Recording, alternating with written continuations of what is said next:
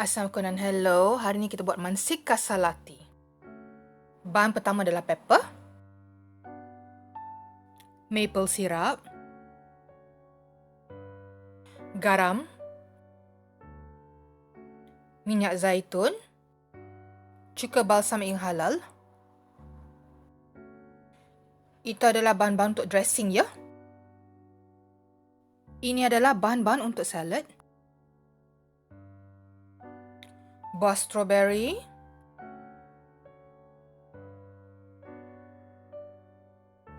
tomato. Ini adalah cat salad.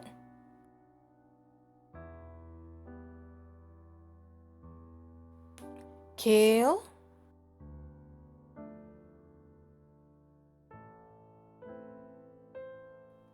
Herba basil. Biji labu yang telah dipanggang.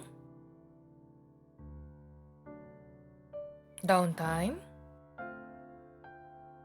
Bahan terakhir adalah bawang. Mari kita buat Mansikka salad ini ya. Mansikka bermaksudnya strawberry dalam bahasa Finnish. Pertama, potong kale tersebut. Anda nak buang batang dia pun boleh. Masuk dan lumurkan garam pada kale tersebut.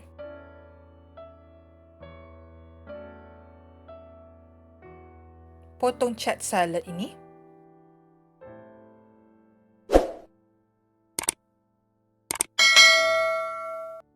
Ambil tomato dan belah pada dua. Kalau nak belah lagi kecil pun boleh.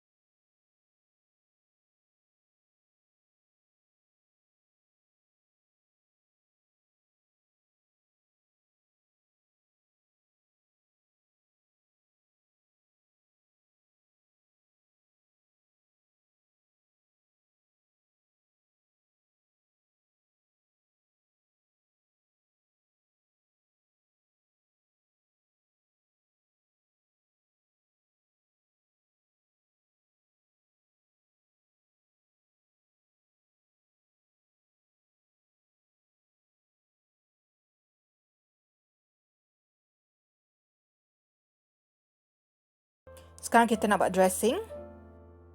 Campurkan minyak zaitun, cuka balsam dan juga maple syrup.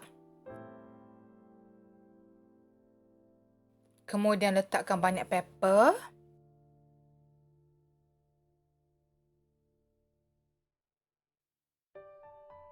Kacau dressing tersebut.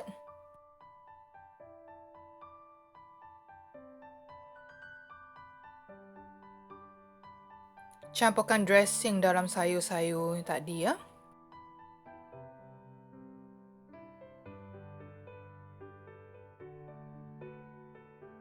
Terakhir masukkan biji dari buah labu.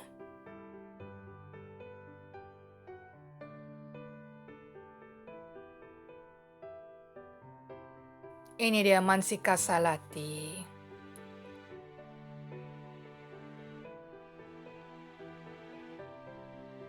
Terima kasih menonton channel kami.